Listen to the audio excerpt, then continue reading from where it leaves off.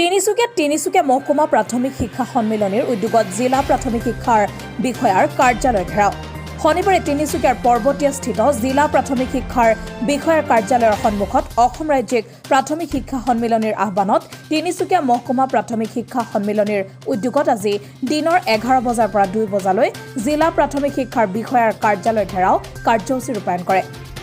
প্ৰাথমিক বিদ্যালয়ৰ প্ৰধান শিক্ষকৰ পদ সৃষ্টি আৰু স্নাতক শিক্ষকৰ পৰা কাঢ়িনিয়া ৮৭০০ টকা গ্ৰেড পে ঘূৰাই দিয়াৰ দাবীত উত্তাল প্ৰতিবাদ সাব্যস্ত কৰিবলৈ বাধ্য হয়।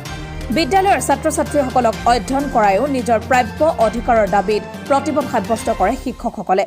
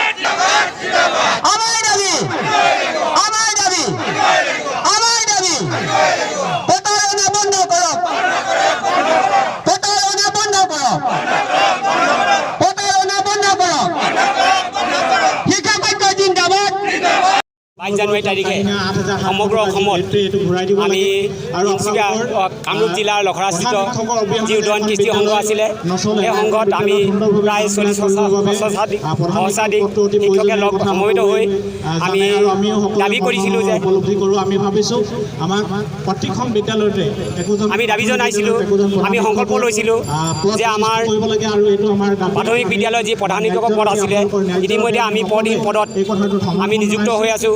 গতিকে সেই পদহীন পদত আমি পদ বিচাৰি প্ৰাথমিক বিদ্যালয়ৰ পদ বিচাৰি প্ৰধান শিক্ষকৰ পদ বিচাৰি আমি সংকল্প লৈছিলোঁ আৰু এই সংকল্প লগতে আমাৰ স্নাতক শিক্ষকৰ যি ৮৮০০ টকা গেট পে আছিলে এবাৰ দি কাঢ়ি নিয়া এই মূল দাবী সন্দৰ্ভত আমি সমবেত হৈ সংকল্প ল'লোঁ আৰু সেই সংকল্প অনুসৰি আমি 22 জানুৱাৰীৰ পৰা আমি বিদ্যালয়ৰ যি আমাৰ লেনদেন আছিলে, যি বিত্তীয় লেনদেন আছিলে, লগতে আমাৰ যি তথ্য যোগানৰ ব্যৱস্থা আছিলে সেইবিলাক নকৰোঁ বুলি আমি সংকল্প লৈছিলোঁ।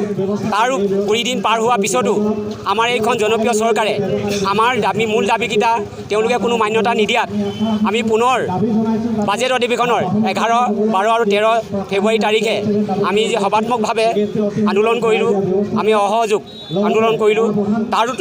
তাতো কোনো মান্তি নহ'ল, তেওঁলোকে কোনো আমাক মান্যতা নিদিয়াৰ শেষত আমি 20 ফেব্ৰুৱাৰী তাৰিখে আমি ধৰ্ণা কাৰ্যসূচী জিলা প্ৰাথমিক বিদ্যালয় জিলা প্ৰাথমিক শিক্ষা বিষয়া কাৰ্যালয়ত আমি 3 ঘণ্টীয়া ঘেৰাও কাৰ্যসূচী আমি ৰূপায়ণ কৰিছোঁ।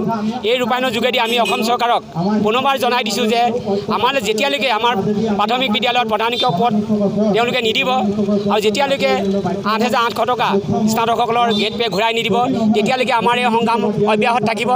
আৰু আমি চৰকাৰক এই থোৰতে কৈছোঁ যে আমাৰ এই দুটা মান্যতা যিটো দিব লাগে, প্ৰধান শিক্ষকৰ পদৰ যিটো মান্যতা দিব লাগে, ইয়াৰ যোগেদি আপোনালোকক অসম চৰকাৰক আমি শিক্ষামন্ত্ৰী মহোদয় লগতে মুখ্যমন্ত্ৰী মহোদয়ক অনুৰোধ জনাওঁ যাতে আমাৰ এই মূল দাবী দুটা সমাধান কৰে, তাৰে আমি আশা ৰাখিছোঁ।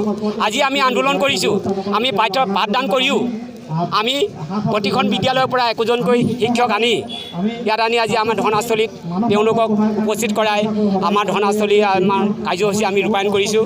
গতিকে পুনৰবাৰ অসম চৰকাৰলৈ আমি শিক্ষা বিভাগলৈ বা মুখ্যমন্ত্ৰীলৈ আমি অনুৰোধ জনাওঁ যাতে আমাৰ এই মূল দাবীকেইটা পূৰণ কৰি দিয়ক। ধন্যবাদ। তিনিচুকীয়াৰ পৰা ভাস্কৰ জ্যোতি হাজৰিকাৰ ৰিপৰ্ট, টাইম লাইভ আছাম।